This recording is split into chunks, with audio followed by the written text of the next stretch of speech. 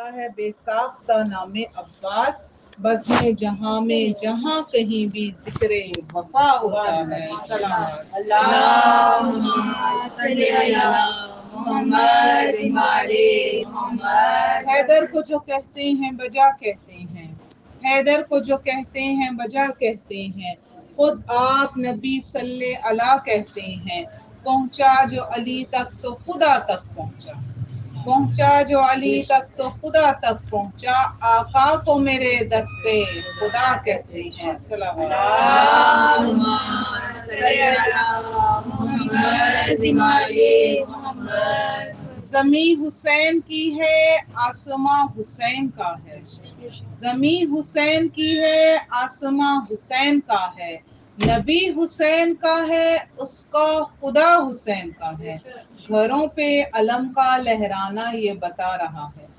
گھروں میں فرش عزا کا بچھانا یہ بتا رہا ہے، مکی کوئی بھی ہو یہ مقام حسین کا ہے۔ اللہم صلی علی محمد وعلی محمد۔ شیر خدا کا شیر جو سویا فرات پر، اس کے علم کا سایہ ہے کل کائنات پر، پنجے کی 5 انگلیاں دیتی ہیں یہ خبر، پنجے کی 5 انگلیاں دیتی ہیں یہ خبر، کل پنجتن کا ہاتھ ہے غازی کے ہاتھ پر، بلند تر صلوات۔ اللہم صلی علی محمد وعلی محمد۔ فطرت نے جو اشکوں میں مزہ رکھا ہے، فطرت نے جو اشکوں میں مزہ رکھا ہے، ملحوظ وقار شہداء رکھا ہے، دنیا غم شبیر کو سمجھے یا نہ سمجھے، دنیا غم شبیر کو سمجھے یا نہ سمجھے، ہم نے تو کلیجے سے لگا رکھا ہے۔ صلوات۔ اللہم صلی علی محمد وعلی محمد۔ سورہ فاتحہ بنظر شہیدان کربلا و اسیران مظلوم کربلا کے غمگین ہونے والی بیویوں، حقیقت قرآن یہ ہے کہ قرآن کو پڑھا جائے، قرآن کو سنا جائے اور اس پر عمل کیا جائے۔ وہ مبارک کتاب کہ جس کو دیکھنا بھی عبادت ہے۔ کہا جاتا ہے کہ اگر ہم قرآن نہیں پڑھ سکتے تو ہم کیا کریں، تو حکم ہے کہ قرآن کو کھول کے اس کی زیارت کریں۔ تو اس کا مطلب ہے کہ جو ایک مادی حیثیت کا قرآن ہے وہ آپ کی آنکھوں کو نور بخشتا ہے، آپ کو حقیقت کے قریب لاتا ہے۔ تو جب آپ مانوی اعتبار سے پڑھیں گے اور حقیقت کے قریب ہو کر پڑھیں گے تو کیا کچھ خزانے اس میں سے نہیں ملیں گے۔ تو وہ مبارک سورہ جس کا یہ تلاوت کا شرف حاصل ہوا، آپ سب کی سماعتوں کی نظر ہوا، سورہ منافقون پارہ نمبر 28 اور آیت نمبر 6، اور اس کا ترجمہ یہ ہے: تم ان کے لیے استغفار کرو یا نہ کرو، ان کے لیے کوئی فرق نہیں ہے، خدا انہیں ہرگز نہیں بخشے گا کیونکہ خدا فاسقین کی ہدایت نہیں کرتا۔ صاحبان عزا، اس آیت میں اللہ تعالیٰ کی بے تحاشا ناراضگی ہے، اور اس آیت کا سیاق و سباق یہ ہے کہ دیکھیں قرآن کریم قرآن حکیم ہے، زمانے کی کتاب ہے، ہر زمانے میں دہرائی جانے والی کتاب ہے۔ فقط یہ ایک معاملہ جو رسول خدا کے ساتھ پیش آیا، کیا فقط اس زمانے تک کے لیے محدود رہ گیا؟ یہ فاسق، فاجر اور منافق، یاد رکھیے گا، نہ ماننے والوں کی کئی قسمیں ہیں۔ متکبر ہیں جو غرور کرتے ہیں، مشرک ہیں جو شرک کرتے ہیں، کسی کو بیچ میں لے آتے ہیں، کافر ہیں جو نہیں مانتے، اور منافق سب سے نچلے درجے میں ہیں، اسفل السافلین، سب سے کم تر درجہ، جہنم کے گھڑوں میں سب سے نچلے طبقے میں جو قوم پھینکی جائے گی وہ منافق قوم ہوگی۔ اور وہ کیا کرتے ہیں؟ وہ آپ کے پاس بیٹھ کر تو آپ سے ہمدردی کرتے ہیں، وہ آپ کے پاس بیٹھیں گے تو آپ کو لگے گا اس سے زیادہ کوئی ہمدرد ہی نہیں ہے، اور آپ کے ساتھ آپ کی دلجوئی کی، آپ کی مدد کی بات کریں گے، اور جب آپ کے پاس سے چلے جائیں گے تو کہیں گے کہ ہم نے ان کا کچھ نہیں کرنا، اور آپ کے غموں پہ خوش ہوں گے، آپ کی ناکامیوں پر اظہار خوشی کریں گے۔ تو ایسے لوگوں کو منافق کہا جاتا ہے۔ سورہ منافقون اور آیت نمبر 6 ہمیں یہ درس دے رہی ہے کہ جو لوگ منافق ہوتے ہیں، منافق کی پہچان کیا ہے؟ وہ کہنا نہیں مانتے، وہ اللہ کے احکامات کی پیروی نہیں کرتے، وہ پھوٹ ڈالتے ہیں۔ اور تاریخی واقعہ کیا ہے کہ عبید اللہ بن ابی جو شخص تھا اس کی کیا حرکات تھی، وہ رسول خدا کے پاس بیٹھ کے رسول خدا کے ساتھ، اور جب وہاں سے اٹھ جائے یا کوئی معاملہ آ جائے تو کتنی سختی اور درستی کے ساتھ، یعنی کہ نفرت کے ساتھ اظہار کرتا ہے کہ مہاجر اور انصار کا یہ جو معاملہ ہے بڑا غلط معاملہ ہے، کیوں دیا ان کو اتنا کچھ، کیوں دیا انہیں اختیار۔ تو ہم نے یہ تاریخ اسلام میں دیکھا کہ باتیں بنانے والے، باتیں کرنے والے، بیچ میں بیٹھ کر نفرت پھیلانے والے ایسے لوگ ہیں، اور ایسے لوگوں پر خدا کی لعنت ہے۔ اور پھر جب نبی تک یہ معاملہ پہنچا نا تو قرآن کے ذریعے وحی کی گئی تاکہ رہتی دنیا تک کو ہدایت مل جائے۔ قرآن کریم ہمارے لیے ہدایت کی کتاب ہے، اور یہ آیت نمبر 6 ہماری ہدایت کر رہی ہے کہ کیا ہدایت کر رہی ہے، تم ان کے لیے استغفار کرو یا نہ کرو۔ بہت سے لوگ ہم سے سوال کرتے ہیں نا کہ جو سنی لوگ چلے جاتے ہیں، سنی نہیں کہنا چاہیے، جو لوگ اہل بیت کو نہیں مانتے، واضح الفاظ میں وہ صرف بیان کر رہی ہوں کہ جو لوگ اہل بیت کو نہیں مانتے کیا ان کے لیے استغفار کریں؟ تو پھر کریں نہ کریں برابر ہے، کیونکہ اللہ نے تو اپنے نبی کو وما علینا الا البلاغ المبین، تمہارا کام تو فقط پیغام پہنچا دینا ہے۔ اور یہاں پر اللہ تعالیٰ کی اتنی ناراضگی ہے منافقین سے جو کہنا نہیں مانتے، جو متکبر ہیں، جو محمد والے محمد کا احترام نہیں کرتے، سوا ہے خاک ہے ان پر کہ ان کے لیے استغفار کرو نہ کرو، ان کے لیے کوئی فرق نہیں ہے، اور خدا انہیں ہرگز نہیں بخشے گا۔ اس آیہ مبارکہ میں کتنی دفعہ استغفار کا لفظ آیا ہے؟ 3 دفعہ استغفار کا لفظ آیا ہے۔ میری پیاری بیٹیوں اور میری بہنوں، تھوڑی سی توجہ کریں کہ لفظ استغفار کیا ہے، اللہ سے مغفرت مانگنا کیا ہے۔ اللہ سے مغفرت مانگنا یہ ہے کہ ہم اللہ نہ کرے کوئی ایسا گناہ کریں، مگر جب ہم سے گناہ سرزد ہو جائے۔ حقیقی معافی کیا ہے؟ اگر ہم سے گناہ سرزد ہو جائے تو ہم اللہ سے رجوع کریں۔ دیکھیں، پالنے والا 70 ماؤں سے بھی زیادہ پیار کرتا ہے، وہ ہم سب سے محبت کرتا ہے، وہ ہمارے اوپر نظر رحمت رکھتا ہے۔ اور آپ نے بارہا یہ مولا کا قول سنا ہوگا، یہ حدیث معصوم سنی ہوگی کہ جب خدا کا نیک بندہ اللہ کو پکارتا ہے تو اللہ تعالیٰ کہتا ہے لبیک یا عبدی، اور جب گناہ گار پکارتا ہے سن کے اور پڑھ کے میری آنکھوں میں آنسو آ گئے، تو پروردگار عالم اپنی رحمت میں جوش کھا کر کیا کہہ رہا ہے کہ میں 2 مرتبہ کہتا ہوں لبیک یا عبدی، لبیک یا عبدی، کہ یہ معافی مانگنے والا، گناہ سے تائب ہونے والا میری طرف پلٹ کر آیا۔ تو ہماری زندگی کا سب سے قیمتی ہتھیار استغفار ہے، خدمت رسول خدا صلی اللہ علیہ وسلم۔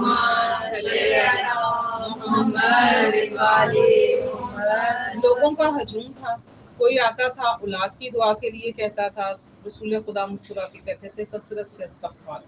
کوئی مال کی دعا کے لیے کہتا تھا تو رسول خدا کہتے تھے کثرت سے استغفار کرو۔ یعنی کہ لوگ پریشانیاں بیان کرتے گئے اور رسول خدا کا فقط ایک جواب تھا، کثرت سے استغفار کرو۔ پوچھنے والے نے کہا یا رسول اللہ، آپ بارہا ایک ہی چیز کو تعلیم کریں، کہتے ہیں تمہیں استغفار کی حقیقت نہیں پتا، اگر تم حقیقی استغفار کرو تو جو چاہے اپنے رب سے طلب کرو۔ تو ہمیں آج روز جمعہ ہے، اپنے خدا کے حضور، اور روز جمعہ آپ سب کو پتہ ہے کہ اس تمام دنوں کا سردار ہے۔ آج کے دن کا غسل تمام ہفتے کے گناہوں سے آپ کو نجات دلاتا ہے، جتنا بھی کچھ گناہ کر لیا ہو آپ ایسے پاک و پاکیزہ ہو جاتے ہیں۔ آج کے دن کا صلوات، آج کے دن کی عبادت، آج کے دن کا غسل اور آج کے دن کا صدقہ کیسے پاک اور پاکیزہ ہو جاتے ہیں جیسے ابھی اپنی ماں کے پیٹ سے پیدا ہوئے ہیں۔ تو کتنا مبارک ہے آج کے دن کا غسل، چاہے تم روٹی ترک کر دو، ایک وقت کا کھانا ترک کر دو، مگر روز جمعہ کا غسل ترک نہ کرو، طہارت کی طرف آؤ، استغفار کی طرف آؤ، پاکیزگی کی طرف آؤ۔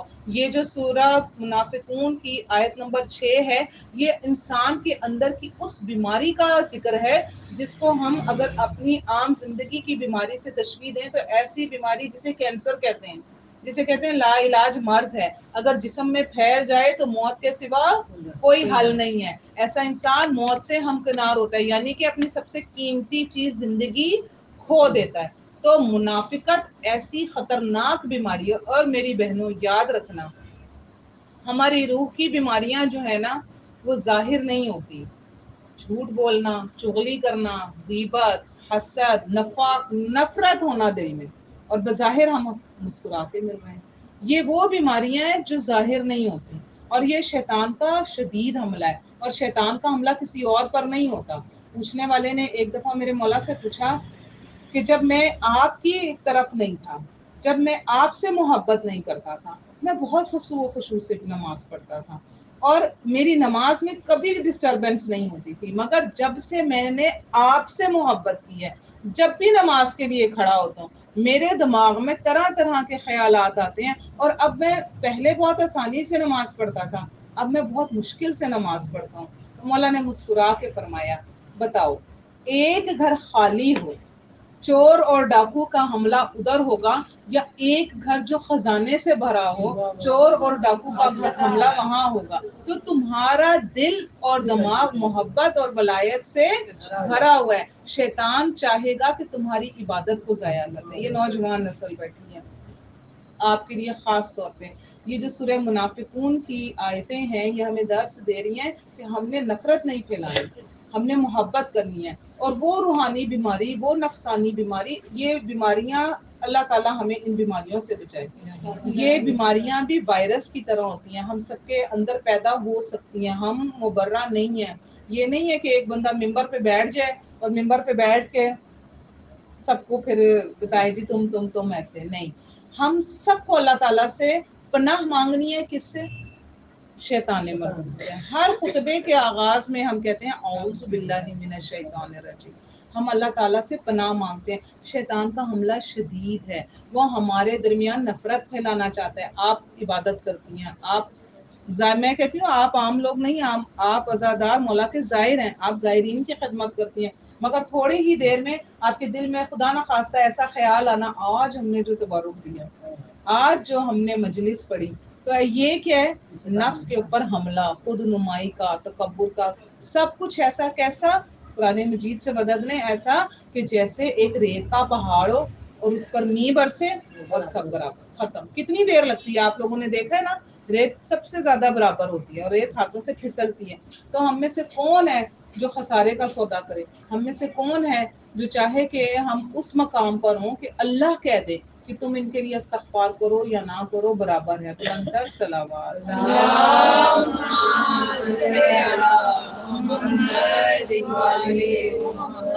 اور جو اس آیت کے آخری حصے کی بات ہے صاحبان عزا، وہ بہت خطرناک ہے، اور وہ ہے اللہ تعالیٰ فاسق کی ہدایت نہیں کرتا۔ فسق لفظ عربی کا ہے، اور فسق کی مثال آپ کو دوں کہ اگر ہم اس کی تحقیق میں جائیں اور اس کے ترجمے میں جائیں تو فسق کا مطلب ہے کھجور کی جو سب سے بلائی جھلی ہوتی ہے، جسے آپ کھجور کا چھلکا بھی کہتے ہیں، اسے فسق کہتے ہیں۔ اگر وہ پھٹ جائے تو عربوں کی روایت یہ ہے کہ وہ اس کھجور کو مہمانوں کے آگے پیش نہیں کرتے، اس کھجور کے ساتھ تجارت ہی نہیں کرتے، اس کو کہتے ہیں یہ خراب ہے۔ تو جو بندہ فاسق ہو جائے، یہ ایک کھجور کی مثال دے کے سمجھایا ہے۔ ہم اور آپ کیا کرتے ہیں بھئی؟ ایمانداری کی بات ہے، ہمارے ریسورسز بڑے لیمیٹڈ ہیں، اگر ہماری کھجور کا چھلکا خراب ہو جائے ہم پورا چھلکا اتار دیں گے، پھر دھو لیں گے، پھر کھا لیں گے۔ مگر عرب بڑے ناز والے لوگ ہیں، بڑے نخرے والے لوگ ہیں، وہ ایسی کھجور کو کہ جس کا چھلکا خراب ہو جائے ڈسٹ بن میں پھینک دیتے ہیں۔ فسق ہے، معاملہ خراب ہے۔ تو ہم نے اپنا معاملہ اپنے خدا کے ساتھ کیسے رکھنا ہے؟ فسق کیا کیا ہے؟ جھوٹ بولنا، تکبر کرنا، خود نمائی کرنا، اللہ کے احکامات سے منہ موڑنا۔ تو پھر اللہ نے کیا کہا؟ اللہ نے صلہ رحمی کا حکم دیا، قطع رحمی کرنا، یہ ایسا وہ ایسا، میں ایسی، چغلی، غیبت، حسد، تمام برائیوں سے اللہ تعالیٰ نے کہا ہے رک جاؤ۔ ہم مولا حسین کے ماننے والے، امر بالمعروف نہی عن المنکر ہم پر واجب، صلہ رحمی ہم پر واجب، رشتہ داروں کا حقوق کا خیال رکھنا، پڑوسیوں کے حقوق کا خیال رکھنا۔ میں دوسروں کی بات نہیں کری، میں آپ کی اور اپنی بات کر رہی ہوں، اور اپنی زبان کو اپنے قابو میں رکھنا۔ مولا متقیان حضرت علی ابن ابی طالب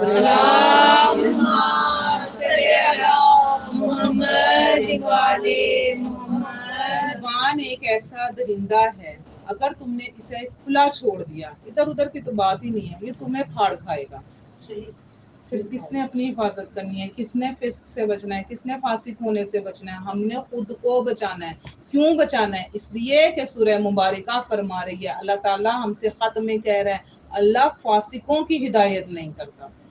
تو ہم تو وہ ہیں جو ہدایت کے طلبگار ہیں، ہم تو وہ ہیں جو صراط مستقیم پہ چلنے والے ہیں، ہم تو وہ ہیں 1,24,000 انبیاء کو ماننے والے، 12 اماموں کو ماننے والے، 14 برحق ہادی کو ماننے والے۔ تو اللہ تعالیٰ نے تو کہہ دیا اللہ تعالیٰ فاسقوں کی ہدایت نہیں کرتا۔ تو میری بیٹیوں یاد رکھنا، یہ آج گرمی کا زمانہ ہے، آج مصیبت کا زمانہ ہے، آپ نے اور ہم نے چادر اوڑی، پسینے میں شرابور ہوئے، اللہ تعالیٰ نے اس کا اجر دینا ہے۔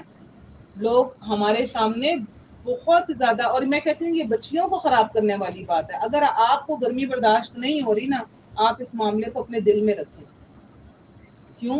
کیونکہ نئی نسل ہے، وہ اس چیز کو اپنا بھی سکتی ہے۔ کوئی بزرگ ہمیں کہتا ہے ہمیں گرمی برداشت نہیں ہوتی، نہیں، ہمیشہ ذکر کریں کہ یہ جو گرمی ہم سہ رہے ہیں یہ روز محشر کی گرمی سے کم ہے۔ یہ پسینہ جو آج ہم برداشت کریں اس روز کے پسینے سے بہتر ہے جب انسان خود اپنے پسینے میں ڈوب جائے گا۔ کتنی بڑی تباہی ہے کہ جس دن انسان کے اعمال اس کے سامنے مجسم ہو جائیں گے، فاسقوں کے اعمال ان کے سامنے مجسم ہو جائیں گے، ہر وہ برائی جو وہ کر رہے ہیں ان کے سامنے آ جائے گی۔ صاحبان ازا، آج ہمارا اور آپ کا کوئی معاملہ ہو، کوئی بات خدا نہ خواستہ صحیح نہ ہو، اور کوئی چیز ہماری ایک دوسرے کے سامنے واضح ہو جائے، ہماری نگاہیں شرم سے جھک جاتی ہیں، ہم ایک دوسرے سے لحاظ رکھتے ہیں، ہم ایک دوسرے سے محبت کرتے ہیں، اور پھر ہم کیا کہتے ہیں؟ معافی طلب کرتے ہیں کہ ایسا ہو گیا، ہمیں ایسا نہیں کرنا چاہیے تھا۔ اور پھر اپنے خدا کے بارے میں سوچیں، وہ ہمارا کتنا پردہ رکھتا ہے اور ہم اس کے احکامات کی پیروی نہیں کرتے۔ تو اللہ تعالیٰ فاسقوں کی ہدایت نہیں کرتا۔ بس صاحبان ازا، اس مقام پر روز جمعہ ہے، معرفت امام زمانہ حاصل کرنی ہے، ہم نے اپنے امام زمانہ کے پیچھے کھڑے ہونا ہے، ہم نے انہیں لبیک کہنا ہے، ہم نے ان کے لشکر میں شامل ہونا ہے۔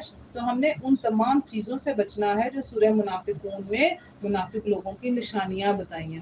ہم نے اپنی زبان کی حفاظت کرنی ہے، ہم نے اپنی نگاہ کی حفاظت کرنی ہے، جس دن آنکھیں بولیں گی کہ ہم نے کیا دیکھا، جس دن کان بولیں گے کہ ہم نے کیا سنا، جس دن ہماری زبان کو یہ طاقت دی جائے گی کہ وہ زبان ہمارے تابع نہیں ہوگی، یہ اپنی مرضی کرے گی، جس دن ہماری روح کو طاقت دی جائے گی وہ اللہ سے فریاد کرے گی، اللہ نہ کرے کہ ایسا ہو کہ کس گناہگار نفس کے حوالے مجھے کیا، روح ہماری زخمی حالت میں نظر آئے گی۔ اگر ہم نے اپنے آپ کو فسق و فجور سے، گناہوں سے، بیماریوں سے، برائیوں سے، منافقت جیسی موذی مرض سے نہ بچایا تو روز محشر وہ حشر ہوگا کہ اللہ مان۔ آج دنیا کی گرمی نہیں سہی جاتی، آج دنیا کے لیے ہم نے پوری طاقت لگا رکھی ہے، اے سی ہو، یو پی ایس ہو، جتنی ہم سوچ سکتے ہیں، جتنی ہماری طاقت ہے، کھانا اچھا ہو، لباس اچھا ہو۔ تو صاحبان ازا، یہ تو چند روز ہیں، اب تو ایوریج لائف 60 70، بہت کسی نے اچھا اپنے آپ کو رکھا تو 90 یا 100 برس تک، شاید شاذ و نادر۔ اور اب ہم اس زمانے میں داخل ہو گئے ہیں جو آخری زمانے کی نشانی ہے کہ سرخ اور سفید اموات بڑھ گئی ہیں۔ سرخ اموات اللہ جانے کون کب دشمنی نکالے اور آئے اور آپ کا کام تمام کر دے، اس کو سرخ موت کہتے ہیں، شہادت کی موت۔ سفید موت جو طرح طرح کے وائرس ہیں، اللہ نہ کرے چھوٹے کو تو چھوٹے کو نہیں چھوڑتے، کسی بڑے بزرگ کو پکڑیں تو اسے بھی ختم کیے بغیر نہیں چھوڑتے۔ تو اب تو ہم آخری زمانے میں، اور میری بیٹیوں جب بھی مجلس حسین میں آؤ اس نیت کے ساتھ آؤ کہ ہم اپنے آقا سے ملنے جا رہے ہیں، کوئی بھی مجلس ملاقات سے بغیر نہیں ہے۔ اگر ایسا ہے تو نہ، اگر آپ ایسا سوچتے ہیں کہ ایسا نہیں ہے تو نہ آپ کے آنے کا فائدہ، نہ صاحب خانہ کے فرش بچھانے کا فائدہ، نہ میرے پڑھنے کا فائدہ۔ ہر مجلس کے لیے آپ غسل کریں، غسل نہیں کر سکتے تو وضو کریں، پاک لباس پہنیں کہ ہم ان سے ملنے جا رہے ہیں جو باعث تخلیق کائنات ہیں، جن کے تعارف کے لیے یہ کون و مکان سجے، یہ ارض و سما بنی بلندر صلوات۔